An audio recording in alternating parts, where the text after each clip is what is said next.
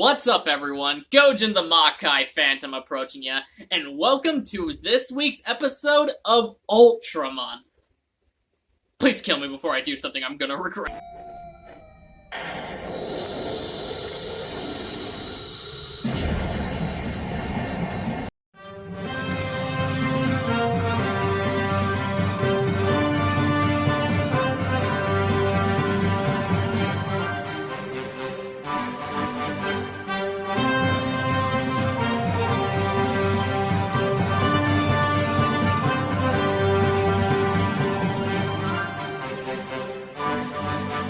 I already explained some history of Ultraman in the Trigger review that I pretty much sold my soul to get out on time and still got screwed over. So I'll just dive into this one's background.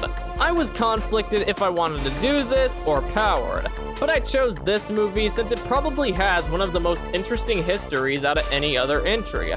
Thai company Chayo decided to team up with Subudaya Productions to make their very own Ultraman film featuring the Hindu god Hanuman.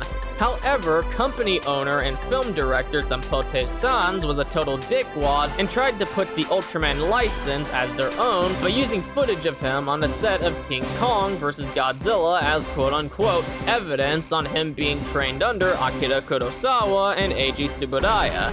Okay, I don't want to make any false assumptions, but I'm sorry. If y'all taught this, he was probably shoving pencils up his ass while the masters were showing them how the work is done, till they eventually threw out the little autist. Hell, I'm pretty sure he went to Eiji after Kurosawa was already sick of his shit. So next year when they tried that shit with Toei, they immediately told them to fuck off.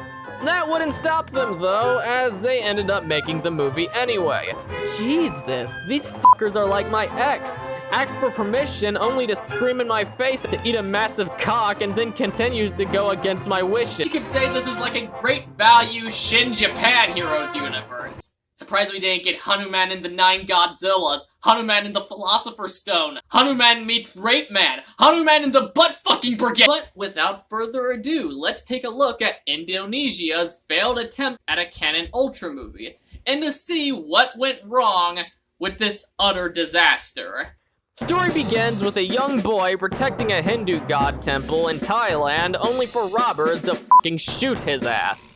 However, for some reason, the 7 Ultra Brothers see this and think to themselves this kid is too much of a dipshit to put one of their brothers with, so fuck it, just fuse Hanuman with the little shit. But with all irrelevance, monsters suddenly show up, so Hanuman and the heroes work together in order to save the day. With that plot summary, I shouldn't even have to say what's wrong with it. But I'm a fucking retard, so we'll do it anyway. I'll be honest, the beginning actually isn't a bad start. No, not that horrid abomination of a theme song. The set pieces for their planet is imaginative, and the origin it gives the Ultra Brothers at the time is enough to fill everyone lacking familiarity in. Oh, but it all goes downhill from there, in just a matter of seconds. This movie literally opens up with a bunch of grown men acting like autistic orangutans who should be shot with a fucking tranquilizer dart. I get sometimes the team are a bunch of fucking idiots in Japan too, but these aren't even goddamn human. Many people would say, oh Gojin, it's trying to be trippy. Okay, I'm fine with that, but what's the point? Godzilla vs. Heroda's reason for trippiness was to symbolize all the bad shit that goes on with the environment and the consequences they have. What the hell does this represent? The consequences of dropping the mental hospitals? Get up, boys. We nuked the wrong country. I do find the concept of giving Hanuman a connection to the Ultra Brothers to be fascinating. At the time, Toto was the 6th Ultra Brother, so in a country with a god who's big on Hinduism, it fit rather well in the Ultra lore, and adds context to them working with them. It's different and adds something new to the universe. Maybe I'm overanalyzing it, but Ultraman is more of a savior to Japan, being the gods the people of that country rely on. But Thailand has a closer worship to gods of Hinduism, such as Hanuman, so it works he'd be sent their way by the Ultra Brothers. especially since the kid who was chosen as the host was doing a ritual to their god prior, giving him a reason to use the boy as his vessel. However, none of this is explained. We have no idea what Hanuman's connection is to these guys, and there's not even a mere hint to why they had the ability to provide a fuse between Hanuman and the young boy. The scenes with the crew is very much pointless filler, full of nothing but autism to stick with the Ultra formula when it wasn't exactly necessary to do. Their connection in this story, if you want to call it that, isn't with the crew. Nobody on the team is even fused with one like in 90% of the TV shows. So why have it other than to check it off a box? If we got any real character interaction outside of work, that would be nice. My god, Dan Motobushi would have made this movie so much better. Imagine an actual character with goals and a background to drive the story. I have tried to find something praiseworthy about this movie. I really did. But there's no happiness here, only suffering. You know, maybe they were onto something. All that autistic screeching wasn't random stupid shit for the sake of it. The movie intentionally treats you like a retarded preschooler since it wants you to remember.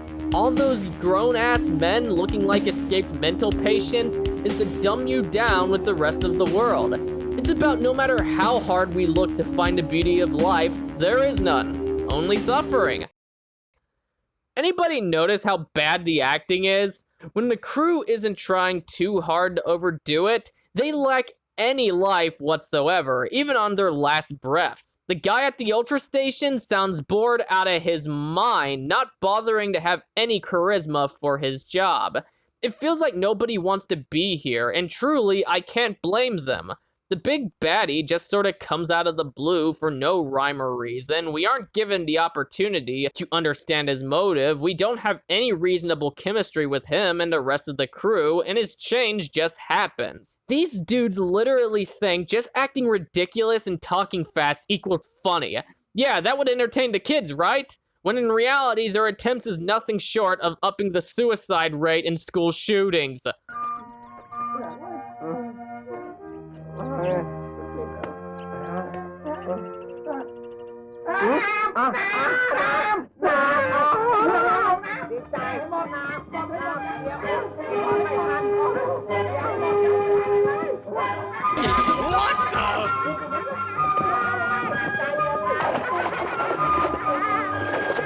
The special effects, oh my god, are they bad.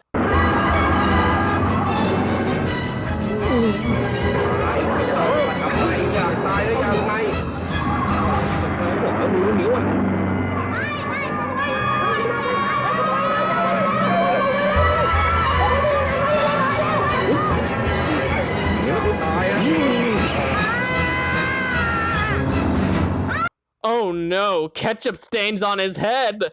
I get their budget was limited. Wait, no, f it. This is partially a Subaraya product. There is stuff in this movie that actually looks decent. Did Subaraya only do the Ultra aspect? They didn't even bother to make a fucking bullet hole in the skull. Now, for original effects that aren't terrible, Hanuman isn't too bad.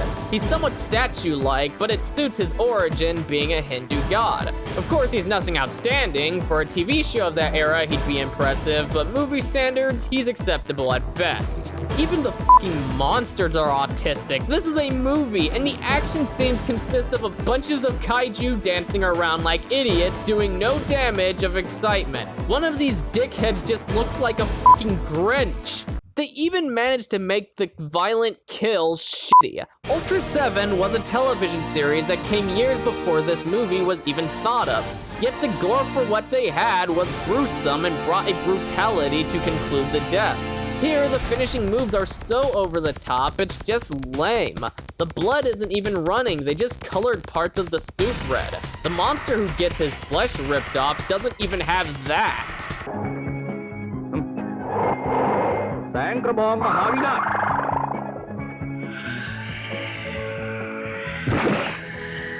Wow, he legitimately turned into a plastic fucking toy. They couldn't just use the damn suit? It's not like it looked half decent anyway. Might as well have hired Michael Jackson after the kid got shot if you want to play it that game.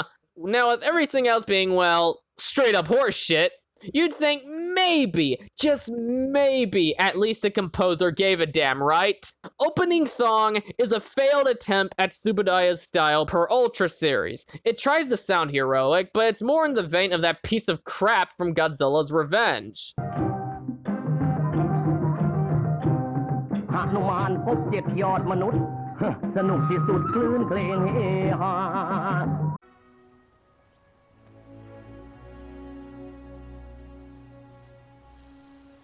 No.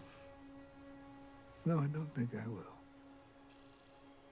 The rest of the score, at the very least, isn't so bad it sticks with you after viewing it, but more so weak to the point it's borderline unnoticeable. It isn't even forgettable. Even while I was analyzing the film, I hardly ever thought about it. All I could say is they're bootleg versions of Ultra music. Needless to say, this is the worst piece of Ultra media I've ever consumed. Not Ultraman powered, not Towards the Future, it's Hanuman and the 7 fucking Ultra Brothers. It's like that child you realize you should have aborted, but now it's too late and you gotta find a more legal solution to do your dirty work, which is what Subudaya Productions done. In every way, it fails so hard to the point it almost feels like one of those cheap Turkish knockoffs, only it's Thai and was a canon product with Suburaya Productions involved. I really have trouble believing this is a thing, and to be honest, while I told jokes here in the review, I did not enjoy this travesty. It isn't even boring, it's downright irritating to sit through, and even that feels like giving it too much credit. I'm so tempted to rate this my lowest score in the book, I really am. But with them at least having the courtesy to reuse the older Ultra suits and Hanuman looking somewhat okay, I can't go any lower than a horrid 2 out of 10 stars. So I think we have reached the end of the video, so please comment your thoughts down below, and if you enjoyed it, please smash that like button, share it around, and subscribe. Make sure to hit that bell for notifications to keep up to date on all my future content. Also check out my social media accounts at AltTech. Links are in the description down below, alongside Anime Anteiku. They have been very helpful to the growth of this channel, and I cannot thank them enough. And if you're into anime, or occasional post of other nerdy stuff, they will be right up your alley. This is Gojin the Makai Phantom, leaving the building.